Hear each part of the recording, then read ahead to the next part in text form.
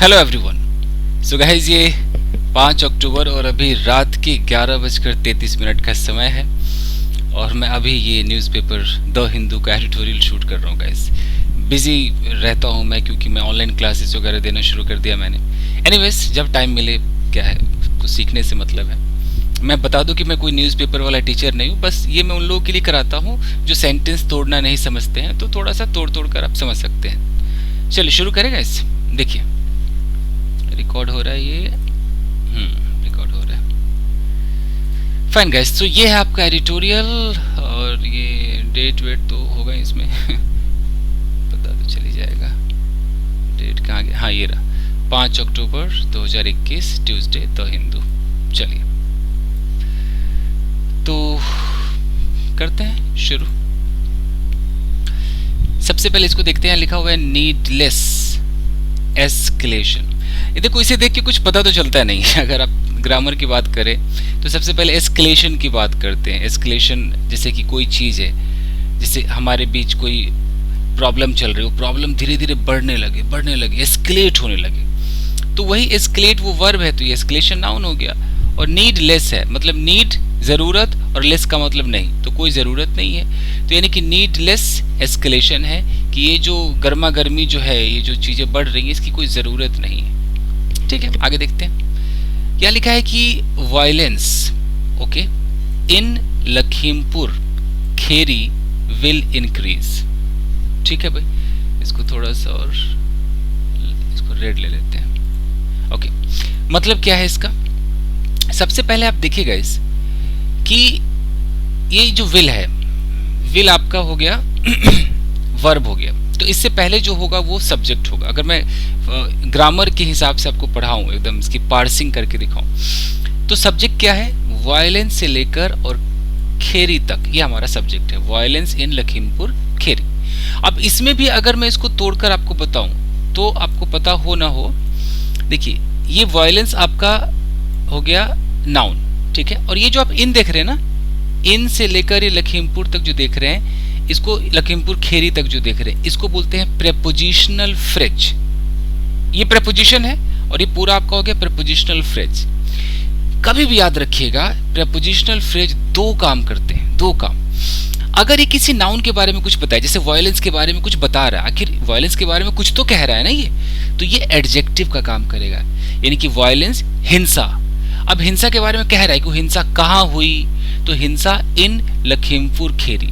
ये हिंसा कहाँ हुई? लखीमपुर खेरी में हुई, तो ये हमारा एडजेक्टिव हो गया। अगर ये किसी वर्ब के बारे में कुछ बताता तो क्या हो जाता? एडवर्ब का काम करता है। तो एडजेक्टिव एडवर्ब का काम करते हैं प्रेपोजिशनल फ्रेज। और ये तो मैं बिल्कुल तोड़ तोड़ के बता रहा हूँ। और वैसे अगर देखें तो यहाँ वायलेंस से लेकर और यहाँ तक ये एक नाउन फ्रेज कहलाएगा। तो एक नाउन फ्रेज के अंदर प्रेपोजिशनल फ्रेजेस भी होंगे। एक नाउन फ्रेज के अंदर आपको कई बार क्लॉजेज मिल जाएंगे, आपको कई बार वो पार्टिसिपल फ्रेज मिल जाएगा, कुछ भी मिल सकता है। बट इतना मुश्किल ये नाउन फ्रेज है, तो आपका भी देख लेना, नाउन फ्रेज चैप्टर मैंने पढ़ाया हुआ है। आगे बढ़ते हैं। तो वायलेंस इन लखीमपुर खेरी, ठीक है, ये जो हिंसा है विल इंक्रीज, ये इंक्रीज करेगा। इंक्रीज का मतलब बढ़ेगा या बढ़ाएगा। देखते हैं क्या लिखा है। इंक्रीज यानी कि बढ़ाएगा। क्या, किस चीज को बढ़ाएगा? ट्रस्ट डेफिसिट को बढ़ाएगा। ट्रस्ट डेफिसिट, डेफिसिट का मतलब क्या होता है? कमी, ओके। और ट्रस्ट का मतलब यकीन। जैसे हम कहते हैं कैलोरी डेफिसिट, कोई जिम जाता है तो कैलोरी डेफिसिट फैट घटाएगा, तो जो कैलोरीज जो लेगा, वो एनर्जी जो लेगा, वो डेफिसिट कम करेगा। तो यहाँ पर ट्रस्ट डेफिसिट है, यानी कि जो विश्वास है उसमें कमी। तो ये जो हिंसा हुई है लखीमपुर खेरी में, ये बढ़ा देगा ट्रस्ट की कमी को। पहले से ट्रस्ट में कमी है, उसको और बढ़ा देगा। किसके बीच ये कमी है ट्रस्ट की? Between farmers and government. तो जो किसान लोग हैं और जो सरकार है, इनके बीच जो ट्रस्ट डेफिसिट है, उसको कहीं ना कहीं ये जो हादसा हुआ है, जो हिंसा हुई है, ये उस चीज को बढ़ा देगा। आराम से तोड़ तोड़ कर समझ में आ गया, थोड़ा वक्त लगा। आगे देखें, चलिए गाइस। तो अब हम यहां से देखते हैं कि द डेथ्स, कलर चेंज करते हैं, here we go, the deaths of 8 people। यहाँ पर कॉमा है, कॉमा पे रुकिए। देखिए, डेथ मृत्यु हुई है, कितने लोगों की हुई है? तो यहाँ पर प्रेपोजिशनल फ्रेज लगा है, ऑफ 8 people, 8 लोगों की मृत्यु हुई है, ठीक है। कॉमा के बाद यहाँ क्या लिखा है कि 4 of whom। whom मतलब वे, वो लोग। 4 of देम भी कह सकते थे, तो 4 of whom यानी कि जिनमें से 4, 4 ऑफ whom जिनमें से 4 वर माउड डाउन, इसको कई लोग मो कहते, कई लोग माउ कहते, तो माउड डाउन या मोड डाउन कह सकते हैं बाय अ व्हीकल। अब देख लीजिए यहाँ पर पैसिव का भी इस्तेमाल हुआ है। 8 लोगों की मौत हो गई, तो जिनमें से जो 8 लोग हैं उनको होम कहा गया कि 4 ऑफ होम, जिनमें से जो 4 लोग थे वर माउ डाउन, यहाँ पर पैसिव है, वर माउ डाउन पास्ट इंडेफिनिट का पैसिव है कि उनको कुचल दिया गया। किसके द्वारा? बाय अ व्हीकल, व्हीकल एक गाड़ी के द्वारा। ठीक है, अब लिखा है कि दैट वाज, अब ये गाड़ी के बारे में लगा हुआ है, ये जो दैट है ये गाड़ी के लिए कह रहा है, ये दैट हमारा रिलेटिव प्रोनाउन है, कह रहा है कि that was part of the convoy, ये जो व्हीकल थी ये कॉन्वॉय का हिस्सा था। कॉन्वॉय का मतलब क्या है कि एक गाड़ी, ओके, फिर दूसरी गाड़ी, ऐसे उसके पीछे तीसरी गाड़ी, एक पूरा एक ऐसे चल रहा होता है, लाइन से गाड़ियां रहती है, उसको कॉन्वॉय कहते हैं। तो ये जो गाड़ी है जिसने कुचल दिया was part of the convoy, वो एक गाड़ियों का जो एक क्या बोलते हैं, काफिला क्या बोलते हैं हिंदी में, उर्दू में, उसका एक हिस्सा था, यानी कि तमाम गाड़ियों में से एक गाड़ी थी जिसने कुचल दिया। किसका कॉन्वॉय चल रहा था? Union minister of state for home affairs and BJP MP Ajay Kumar Mishra. तो ये जो अजय कुमार मिश्रा है जो कि यूनियन मिनिस्टर ऑफ स्टेट क्या क्या लिखा है, इनका एक काफिला चल रहा था, तो उस गाड़ी से, उन काफिलों में से एक गाड़ी से कुचल दिया गया। ठीक है, अच्छा, इन लखीमपुर खेरी, ये कहां पर हुआ? लखीमपुर खेरी में हुआ। वो कहां पर है? तो इन नॉर्थ सेंट्रल उत्तर प्रदेश में ये हादसा हुआ। तो ये जो डेथ है ये मार्क्स, ये दिखाता है, ओके, एन एस्केलेशन। एस्केलेशन का मतलब गर्मा गर्मी जो बढ़ गई, किस चीज का एक्सकेलेशन हुआ, क्या ऊपर चढ़ गया?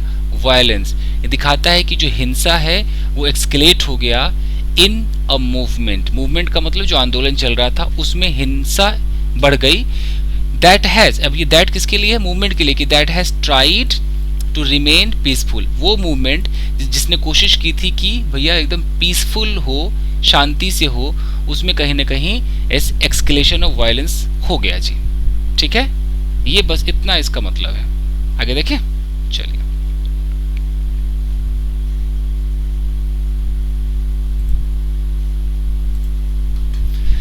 अब यहां से देखिए while.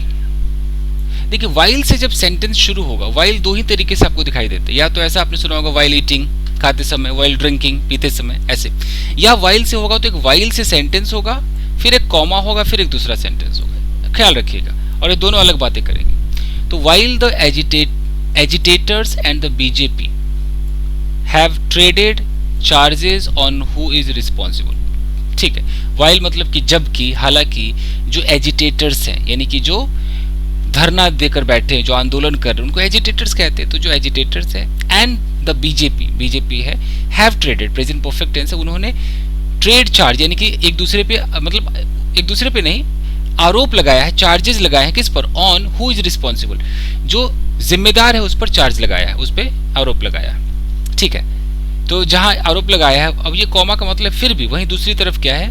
The incident has also worsened chances.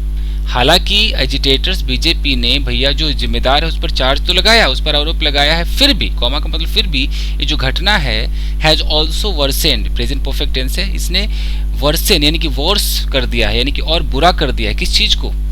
Chances को, जो मौका था, चांसेस, किस चीज का चांस? ऑफ रेप्रोचमेंट। एक्चुअली इसको कई लोग रेप्रोचमेंट कहते हैं, अगर आप इसका प्रोनाउंसिएशन चेक करेंगे तो रेप्रोचमन करके बोलेंगे, तो अब जैसा लोग कहते हैं वैसे ही कर लेते हैं, रेप्रोचमेंट। ओके, काफी लोग, मतलब इंडिया में देखते हैं तो रेप्रोचमेंट ही आज तक लोग कहते आ रहे हैं, बट अंग्रेज लोग इसको रेप्रोचमेंट कहते हैं, देख लेते हैं। ठीक है, रेप्रोचमेंट का मतलब होता है मेल जोल करना। अगर दो लोग दुश्मन है तो इनके बीच चलो थोड़ा मेल जोल कर देते हैं, तो उसके जो चांसेस थे, मेल जोल करने के चांसेस थे, उस चांसेस को भी वर्सन कर दिया और भी बेकार कर दिया इस घटना ने।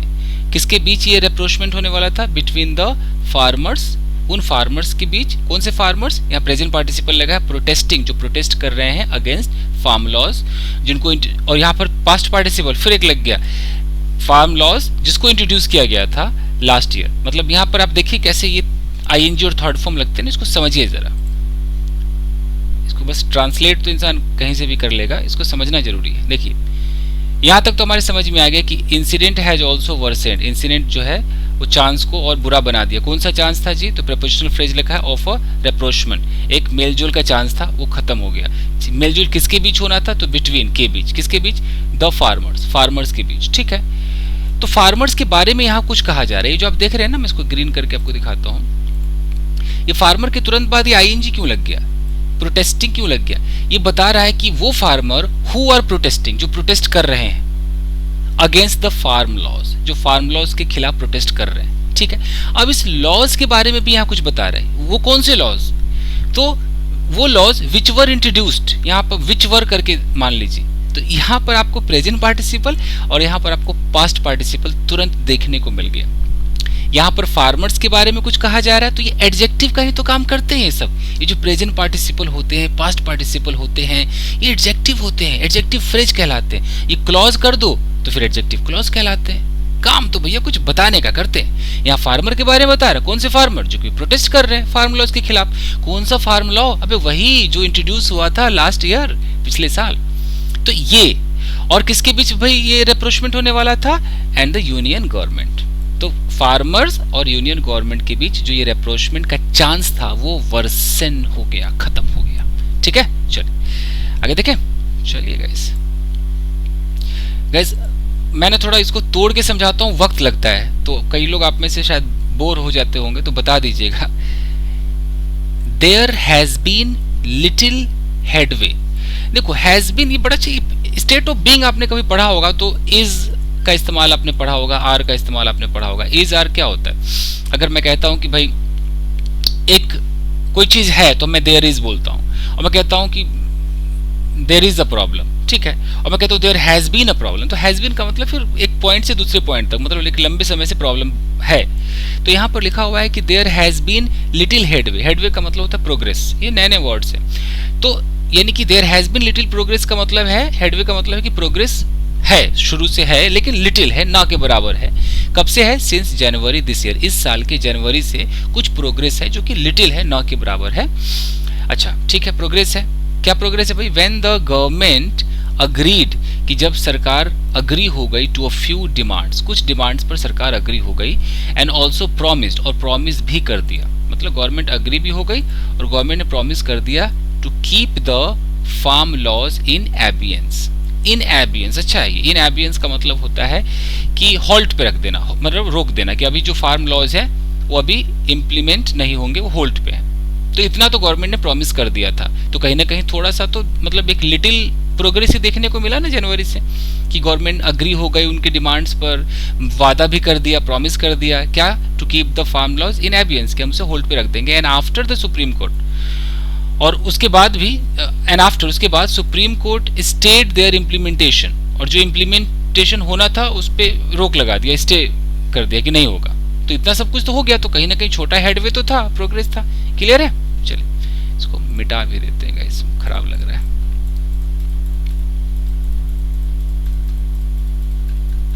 ड्राइंग से बन गया।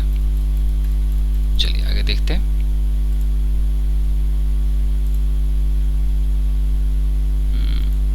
ओके,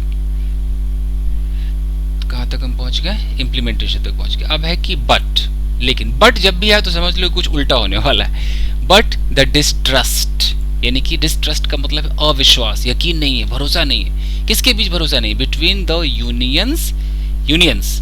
फिर यहाँ पर प्रेजेंट पार्टिसिपल आईएनजी लगे तो भैया या तो प्रेजेंट पार्टिसिपल है या जिरंड है, कुछ तो होने वाला है। यूनियंस के बारे में लिखा हुआ है कि रिप्रेजेंटिंग द एजिटेटर्स, यानी कि वो यूनियंस, वो संगठन जो रिप्रेजेंट कर रहे हैं एजिटेटर्स को। एजिटेटर मतलब जो धरना प्रदर्शन कर रहे हैं, आंदोलनकारियों को जो लोग रिप्रेजेंट करते हैं ना, जो उनके नेता होते हैं, वो यूनियंस। तो उनके बीच और किसके बीच? And the government. तो गवर्नमेंट और उन नेताओं के बीच क्या है भैया? डिस्ट्रस्ट है, यानी कि अविश्वास है। तो जो अविश्वास है हैज रिमेन्ड हाई। रिमेन का मतलब होता है बरकरार रहना, तो रिमेन्ड पास्ट हो गया, बरकरार रहा है, वो भी हाई, काफी डिस्ट्रस्ट बढ़ गया है।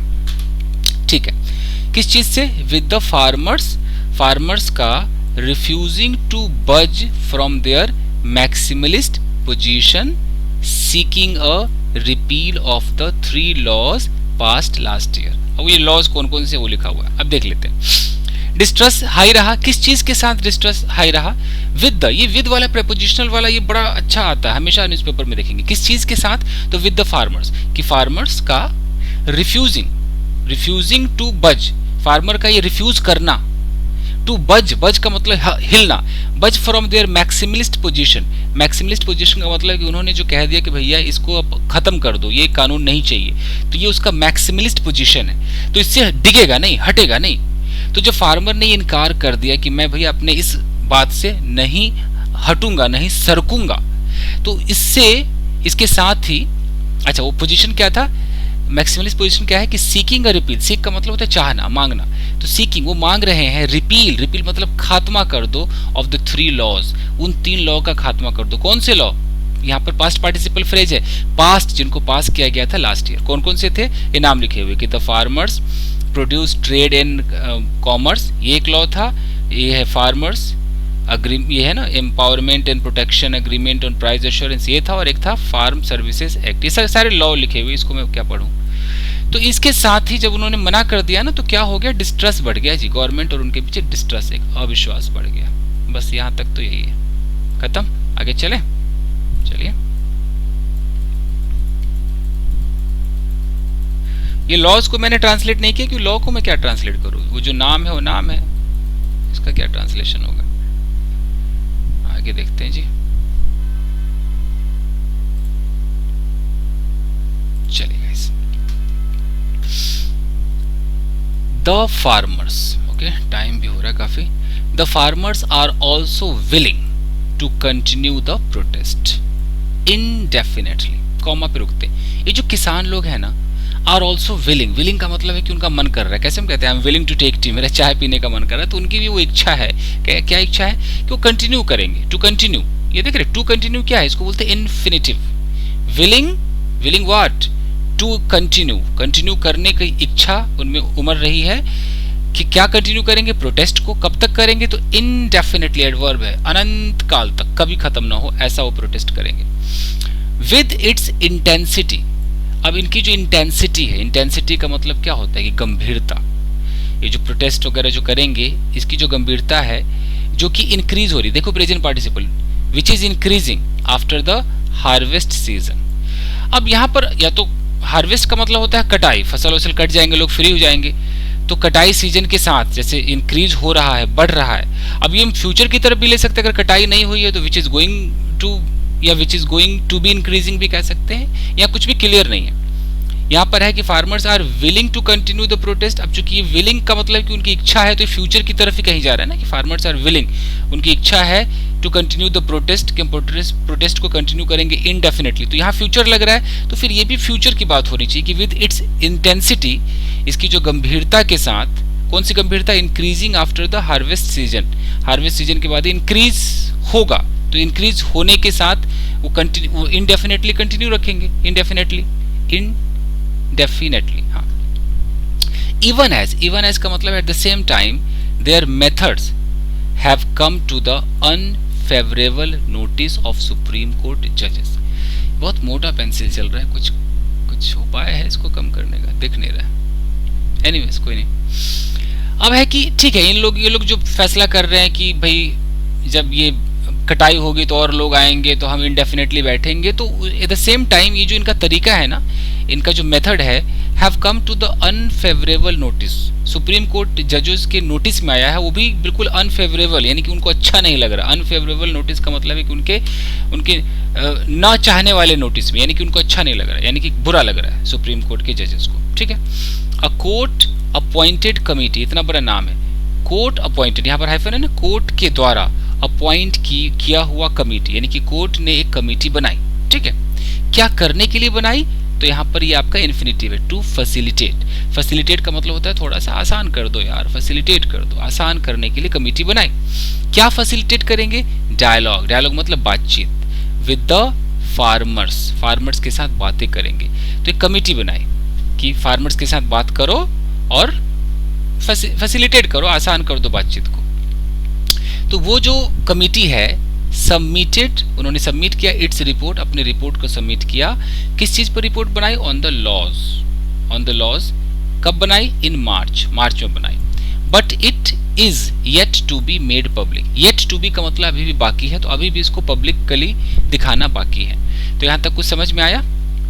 यहाँ से यहाँ तक कहाँ गया कि ये अ कोर्ट, तो कोर्ट अपॉइंटेड कमिटी, कोर्ट के द्वारा अपॉइंट की हुई कमिटी जो कि फैसिलिटेट करेगी डायलॉग को फार्मर्स के साथ, उस कमिटी ने ही सबमिट किया अपने रिपोर्ट को मार्च में, और वो अभी भी पब्लिकली होना बाकी है। The experience of the economic reforms since 1991, देखिए थोड़ा इसको इरेज कर दें, पेंसिल मोटा चल रहा है। यहाँ पर जो बात कही जा रही है इसको ध्यान से देखिए। यहाँ पर बात हो रही है, एक मिनट जरा, पेंसिल, यहाँ बात कर रहे हैं एक्सपीरियंस की। एक्सपीरियंस का मतलब होता है जो अनुभव है।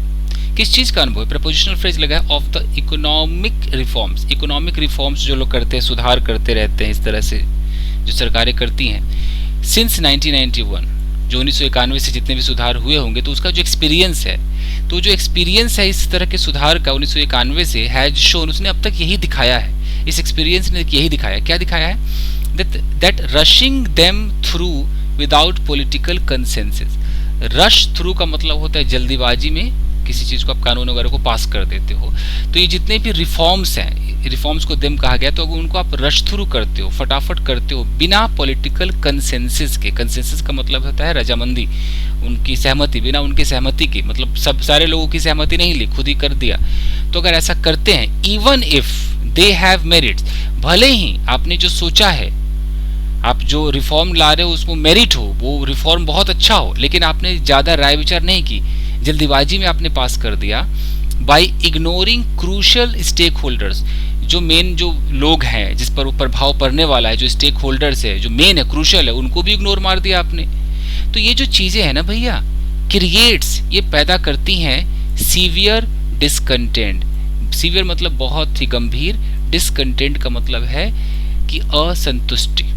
लोग संतुष्ट नहीं होंगे क्योंकि आप फटाफट कानून पास कर रहे हो, आप लोगों की सहमति नहीं ले रहे हो। अब लिखा है कि farming in much of India, India के काफी हिस्सों में जो फार्मिंग है, हैज लार्जली बीन डिपेंडेंट।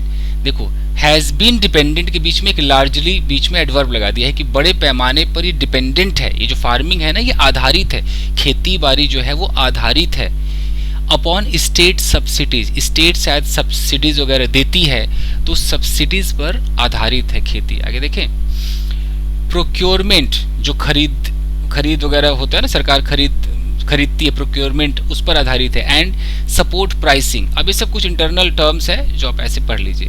तो इस प्राइसिंग पर, ये प्रोक्योरमेंट पर, इस सब्सिडीज पर, ये जो फार्मिंग है ना, ये बहुत लंबा जो है, लार्जली बड़े पैमाने पर ये आधारित है in much of India, India के कई हिस्सों में। एंड एनी सडन चेंज, अगर अचानक आप कोई परिवर्तन कर दोगे इन दीज इनपुट्स, ये जितनी भी चीजें हैं इनमें अगर थोड़ा भी परिवर्तन कर दोगे ना, में जॉल्ट द सेक्टर, ये फार्मिंग सेक्टर को ना जोल्ट कर देगा, हिला देगा, इनको डिगा देगा, जॉल्ट कर देगा। जॉल्ट मतलब हिलाना।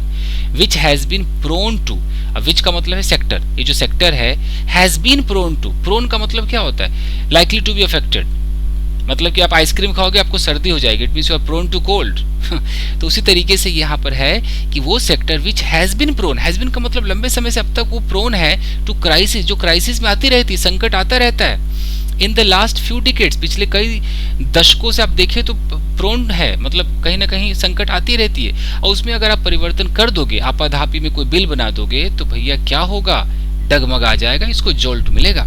ठीक है, इवन इफ, भले ही, द गवर्नमेंट क्लेम्स, गवर्नमेंट ये दावा करती है that liberalising the farm sector, farm sector को जो इन्होंने थोड़ा सा लिबरलाइज कर दिया है कि कोई भी आए जाए, कुछ भी क्या प्राइवेट संस्थाएं आए जाए करे, उदार बना दिया। लिबरलाइज का मतलब उदार बनाने। तो ये जो फार्म दावा करती है कि liberalising the farm sector, farm sector को लिबरलाइज करना, यहाँ पर जिरंड का काम कर रहा है, विल एनहांस, वो बढ़ाएगा एग्रीकल्चरल इनकम्स, जो भी खेती के जो इनकम होते हैं उसको कहीं ना कहीं बढ़ाएगा, ऐसा गवर्नमेंट का दावा है। तब भी किसान नाराज है, तब भी किसान को लग रहा है कि नहीं कुछ तो गलत है, तो कुछ तो उनको ऐसा लगा होगा ना।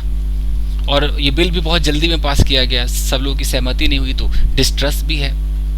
ये सब तमाम बातें हैं दोस्तों।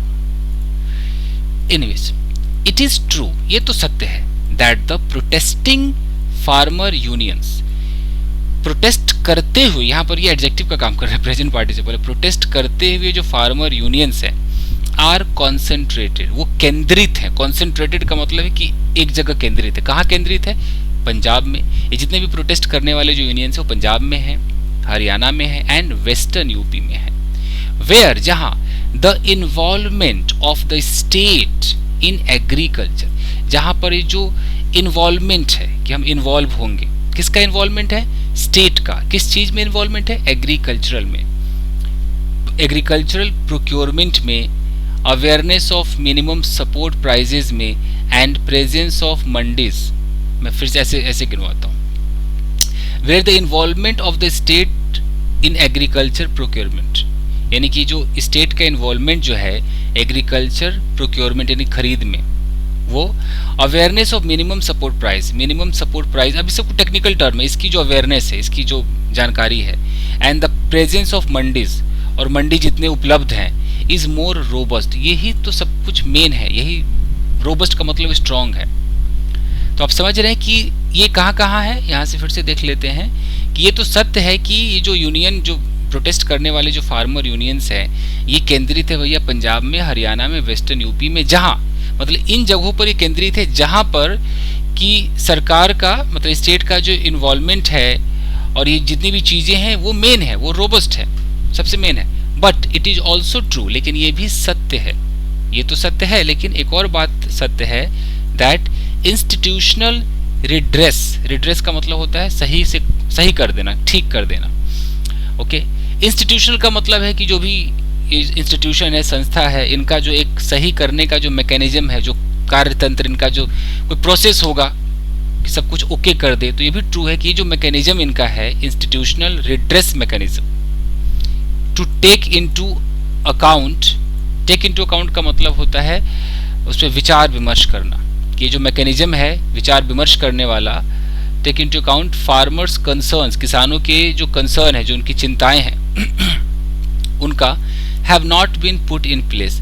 तो ये जो कहीं ना कहीं ये जो इंस्टीट्यूशनल रिड्रेस है, रिड्रेस मैकेनिज्म जो है, जो इनकी चिंताओं पर ध्यान देगी, काम करेगी, has not been put in place, इसको सही से प्लेस पर नहीं रखा गया है, यानी कि सही से इसका इस्तेमाल नहीं किया गया है, मतलब वो व्यवस्था नहीं दी गई है। इसकी हिंदी करना थोड़ा मुश्किल है, बट आप समझ लीजिए। यहाँ पर बात यह है कि ठीक है, यहाँ सब कुछ रोबस्ट है, ये है, लेकिन ये भी सत्य है दैट इंस्टीट्यूशनल रिड्रेस मैकेनिज्म, ये पूरा देख लीजिए, इंस्टीट्यूशनल रिड्रेस मैकेनिज्म, ये रिड्रेस का मतलब होता है किसी को सही कर देना। तो ये जो सरकार का ये जो मैकेनिज्म है, कुछ भी सुधार करने का mechanism, to take into account, जो कि मतलब कंसीडर करे, समझे, अकाउंट में ले, विचार विमर्श करे, किस चीज को? फार्मर्स कंसर्न को, फार्मर की क्या परेशानी है, क्या चिंता है, उसको अकाउंट में ले, उसको विचार विमर्श करे। तो ये जो मैकेनिज्म है, have not been put in place, तो इस उपाय को सही से रखा नहीं गया, इसका इस्तेमाल नहीं किया गया, कोई देख ही नहीं रहा है, फार्मर की बात नहीं सुन रहा है, ये कहा जा रहा है। अब बड़ा मुश्किल होता है ना, इंस्टीट्यूशनल की हिंदी बताओ, मैकेनिज्म की हिंदी बताओ, तो इसको समझा कीजिए। चलिए आगे देखते हैं। अब लिखा है कि आफ्टर ऑल, आखिरकार, the laws were passed, passive है कि लॉज को पास किया गया विदाउट सफिशिएंट डेलिब्रेशन। डेलिब्रेशन का मतलब होता है विचार विमर्श, सफिशिएंट का मतलब होता है जो उचित, तो उचित तरीके से कोई विचार विमर्श भी नहीं हुआ, उसको पास कर दिया through parliamentary committees and public hearing. देख लीजिए, without sufficient deliberation through parliamentary committees, कोई विचार विमर्श नहीं हुआ पार्लियामेंट्री कमिटी के द्वारा, कोई पब्लिक हियरिंग नहीं हुई। Even as at the same time the bills were rushed, वो रश थ्रू किया गया, उसको तुरंत पास किया गया, कैसे? बाय वॉइस वोट के द्वारा, in the upper house of parliament, upper house के पार्लियामेंट में ही, जो अपर हाउस है उसी में कर दिया गया। तो ये कहीं आपाधापी जल्दीबाजी लगी, ठीक है। तो ये जो हुआ, नो डाउट, इसमें कोई शक नहीं है, इज द रीजन, ये मेन कारण है, ये जो आपने आपाधापी में जो बिल पास किया ना, ये मेन कारण है फॉर द, किस चीज का कारण है? For the lingering trust deficit. Trust deficit का मतलब होता है विश्वास में कमी, लिंगरिंग का मतलब है जो बहुत देर तक बना रहे।